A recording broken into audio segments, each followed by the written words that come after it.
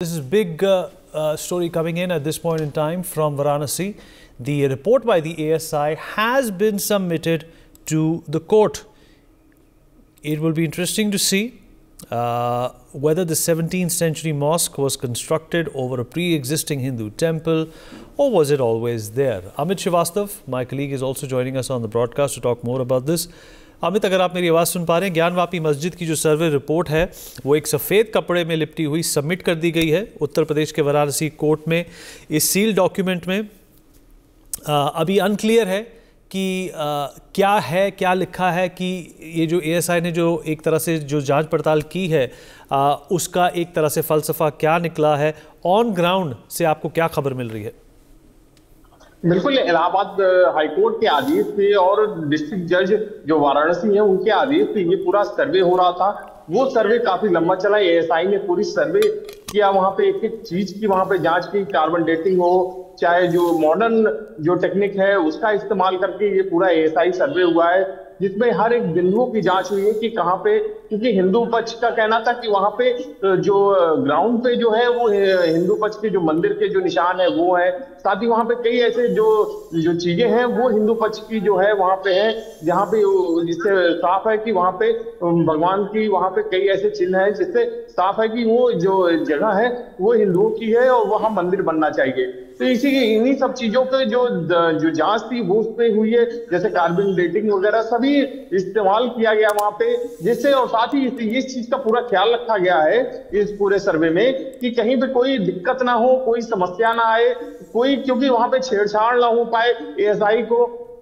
क्योंकि मुस्लिम पक्ष का कहना था कि इसमें वो छेड़छाड़ होगी अगर ये वहां पे जांच करते हैं तो वहां पे जो दस्तावेज हैं या जो भी उस चीजें वहां पे जो संकलित किए गए हैं सामान जो है वो डिस्टर्ब हो सकता है, तो उसका भी पूरा ख्याल रखा गया है। एएसआई ने पूरी सावधानी पूर्वक पूरी जांच करके ये रिपोर्ट जो है ये सबमिट कर दी है। तो एक बहुत मतलब महत्वपूर्ण ये कह सकते हैं ज्ञानवापी परिसर जो है वो वहां का पूरा एक सर्वे हो चुका है। अब देखना होगा कि डिस्ट्रिक्ट जज क्या फैसला लेते हैं, इसको पब्लिकली करते हैं कि नहीं करते हैं, कि आगे इस पे क्या ऑर्डर से, क्योंकि डिस्ट्रिक्ट जज जो है इसको एएसआई के जो सर्वे होगा, सर्वे रिपोर्ट जो होगी इलाहाबाद हाईकोर्ट में भी सबमिट होगी। इलाहाबाद हाईकोर्ट क्योंकि डिसाइड करते हुए इलाहाबाद हाईकोर्ट में पूरा मामला चल रहा है, सुप्रीम कोर्ट में भी ऑर्डर चल रहा है। ये तीनों जगहों पे जो एएसआई का जो सर्वे हुआ है, क्योंकि मुस्लिम पक्ष अब उसके बाद इलाहाबाद हाईकोर्ट भी जाएगा, इलाहाबाद हाईकोर्ट के बाद सुप्रीम कोर्ट भी जाएगा, क्योंकि लगातार उनकी मांगे हैं कि हमारे साथ अन्याय हो रहा है, गलत हो रहा है, तो वो हर जगह पे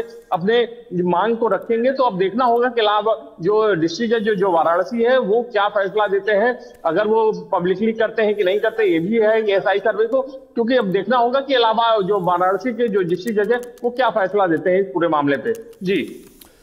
जी, जानकारी के लिए, हमारे से जुड़ने के लिए आपका शुक्रिया। Well, Prime Minister Narendra Modi is in Varanasi.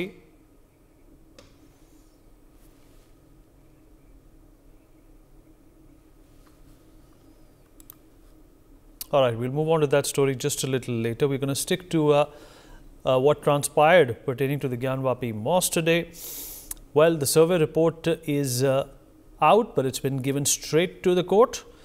The next date of hearing has also been fixed for Thursday, is what we know. The ASI had taken 6 extensions to file its findings, citing a vast amount of data that, of course, had to be studied, it had to be analyzed.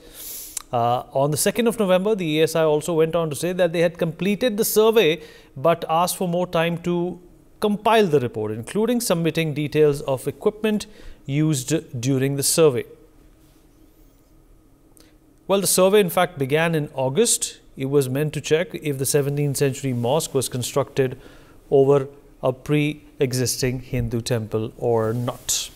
For more such videos, subscribe to the NewsX YouTube channel, hit the bell icon.